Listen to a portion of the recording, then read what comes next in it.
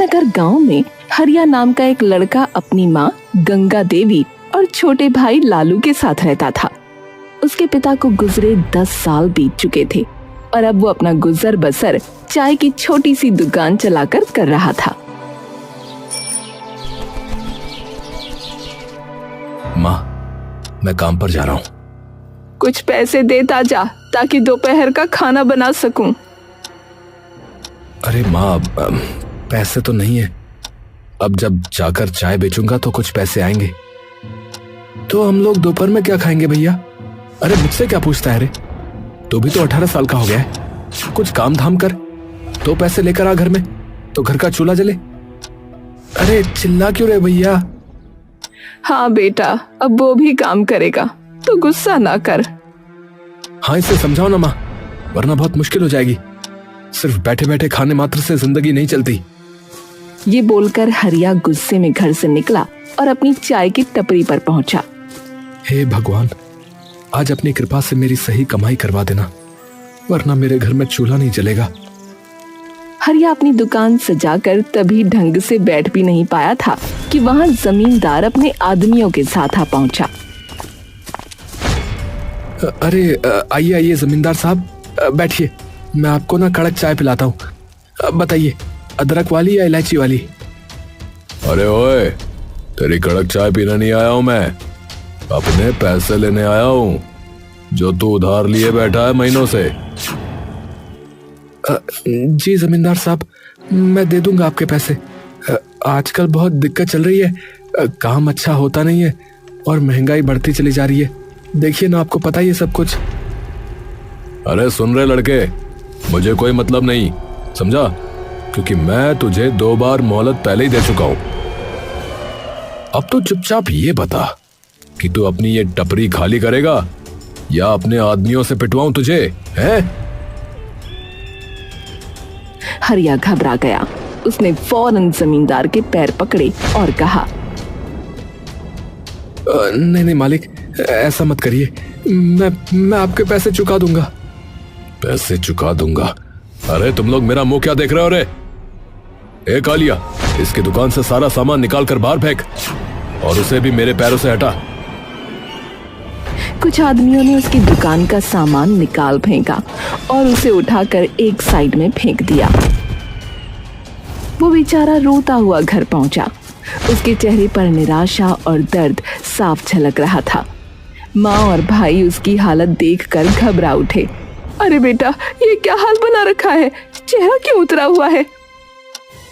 भैया क्या हुआ बताओ ना। माँ, आज हमारी टपरी भी चली गई। जमींदार ने अपने आदमियों से सब उजड़वा दिया माँ। अब हमारे पास ना दुकान रही, ना ही कोई सहारा माँ। ये सुनते ही गंगा देवी और लालू के पैरों तले जमीन खिसक गई। घर में सन्नाटा छा गया। हे भगवान, अब हम क्या करेंगे? भैया, तो अब हम 2 वक्त की रोटी भी नहीं जुटा पाएंगे। और क्या? अरे और क्या, मुझे तो बस यही आता था, चाय बनाना और बेचना। अब और कौन सा काम करूं बता? कुछ देर तक घर में सिर्फ सिसकियां गूंजती रहीं। फिर माँ ने गहरी सांस भरकर कहा, बेटा, याद है तुम्हारे पिता जब गए थे तब उन्होंने वो खेत छोड़ा था। भले ही वो सालों से बंजर पड़ा है, मगर अब तुम्हें उस पर मेहनत करनी होगी। माँ, वो खेत? अरे उस सूखी जमीन पर भला क्या उगेगा? वहां तो घास तक नहीं होती।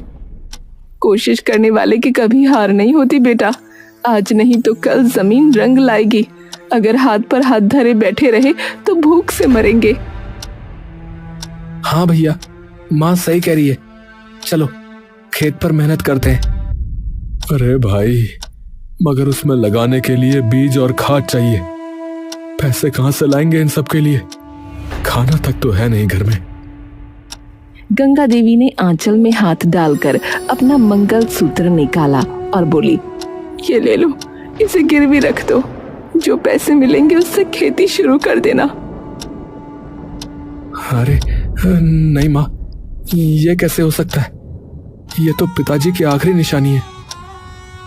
बेटा, अगर तुम्हारे पिता जिंदा होते तो वो भी यही करते। सुनो, मैं बेचने की नहीं कह रही, बस गिरवी रख दो, जब तरक्की होगी तो वापस छुड़ा लेंगे। बहुत मान मनोहार और आंसुओं के बीच दोनों बेटे आखिर मान गए। अगले ही दिन उन्होंने मंगलसूत्र गिरवी रखकर पैसे जुटाए। चलो लालू, अब कामयाबी या नाकामी सबकी सब हमारी मेहनत पर निर्भर है। हाँ भैया, अब पीछे हटना नहीं है। दोनों भाइयों ने ठान लिया कि वो खेत पर तरबूज की खेती करेंगे। दिन हो या रात, काफी तपती धूप हो या झमाझम बारिश हो, दोनों ने जी जान लगाकर खेत को संवार दिया।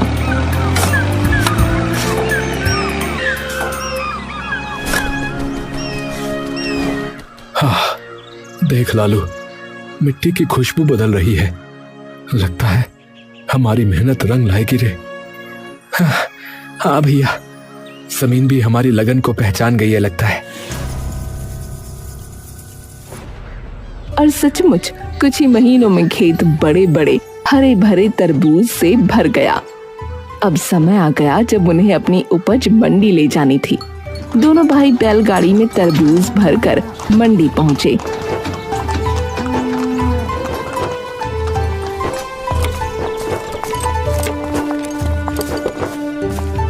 अरे वाह वाह भैया वाह, इतने ताजा और रसीले तरबूज तो मैंने सालों में नहीं देखे, बता रहा हूँ। हाँ हाँ भाई, हमें सब चाहिए भाई। तरबूज हाथों हाथ बिक गए। जब हरिया और लालू ने गिनती की तो उनके हाथों में मोटी रकम थी। भैया देखो देखो, आज कितना पैसा हुआ है। अब तो हम माँ का मंगलसूत्र तुरंत छुड़ा कर ले आएंगे। हाँ लालू, अब हमारी मेहनत का फल हमें मिल गया। चलो माँ की आंखों की चमक वापस लौटाते हैं अब। हरिया और लालू हाथ में मेहनत की कमाई थामे चेहरे पर उम्मीद की चमक लिए मंडी से निकले। दिल में बस एक ही बात थी कि आज माँ का मंगलसूत्र छुड़ाना है। पर तभी पीछे से गड़गड़ाहट जैसी आवाज आई। भीड़ चीखती चिल्लाती उनकी तरफ भागी। भैया, ये सब हमारे पीछे क्यों दौड़ रहे हैं? पता नहीं भाई, चलो जल्दी जल्दी आगे बढ़ो। भीड़ ने उन्हें घेर लिया। दुकानदार चंपक सबके आगे आया। अरे ओ हरिया, ठहर जा, हमें उल्लू समझ रखा है क्या है? अरे क्या हुआ भाई, पैसे भी दिए, तरबूज भी दिए, अब और क्या बाकी है? अब क्या बाकी है? बाकी ये है कि तुम्हारे तरबूज बाहर से हरे हरे हैं मगर अंदर से बिल्कुल सफेद, ना मिठास ना ही रस। हमारे ग्राहक थूक थूक कर हमें गालियां दे रहे हैं भैया। क्या ये कैसे हो सकता है? हमने तो मेहनत से खेत संवारा था। ए भैया, सब देख लो तुम अपनी आंखों से। सब लोग कह रहे हैं कि तुम्हारा माल बेकार है भैया। अब एक काम करो, हमारे पैसे वापस करो, वरना यहाँ से जिंदा नहीं जाओगे, बता रहे हैं। भीड़ का गुस्सा आसमान छूने लगा। डंडे उठने लगे, आंखों में खून उतर आया। भाई लोग, हमें एक मौका दो, जरूर कोई गड़बड़ हो गई होगी। हाँ, हमारे पास बस यही पैसा है, इसे ले लो, मगर हमें मारो मत। डरे सहमे दोनों भाइयों ने रकम लौटा दी। दुकानदार तरबूज वापस ठेलों पर पटक गए और गालियां देते हुए चले गए। हरिया और लालू धीरे धीरे घर लौटे। अरे बेटा, ऐसे मुंह लटकाकर क्यों आ गए हो? मंगलसूत्र कहाँ है? माँ, सब खत्म हो गया माँ। वो तरबूज अंदर से सफेद निकले। सबने हमें धोखेबाज कहा माँ। पैसे फिर वापस करने पड़े। माँ, हमने महीनों की मेहनत की थी, सब राख हो गया। अब तो जीने की भी इच्छा नहीं बची। देखा माँ, देखा, मैंने पहले ही कहा था, वो खेत बंजर है, उस पर कुछ नहीं उगेगा माँ। नहीं बेटा, अगर जमीन सचमुच बंजर होती तो उस पर तरबूज की बेलें लहलहाती क्यों?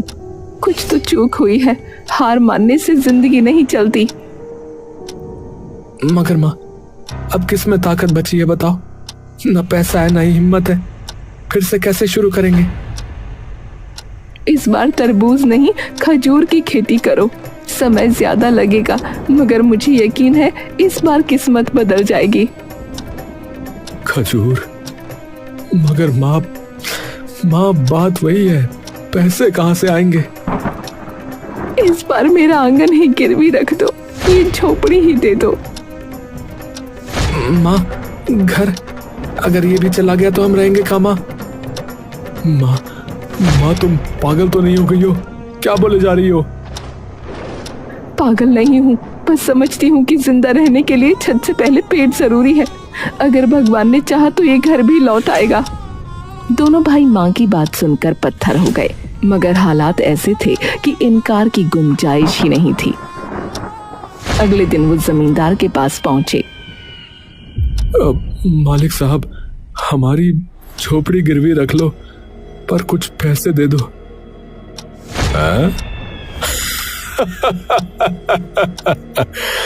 तुम्हारी झोपड़ी? अरे वो माचिस की डिब्बी जैसी जगह मेरे किस काम की भाई? मालिक, वो सड़क किनारे है, अगर आप वहां कुछ बनवाएं तो उसकी कीमत आसमान छू लेगी। जमींदार की आंखों में लालच चमक उठा। उसने सोचा, सही कह रहे हैं, सड़क किनारे की जमीन सोने से कम नहीं होती। ठीक है, झोपड़ी मेरे पास रखो और लो, ले जाओ पैसे, मगर याद रहे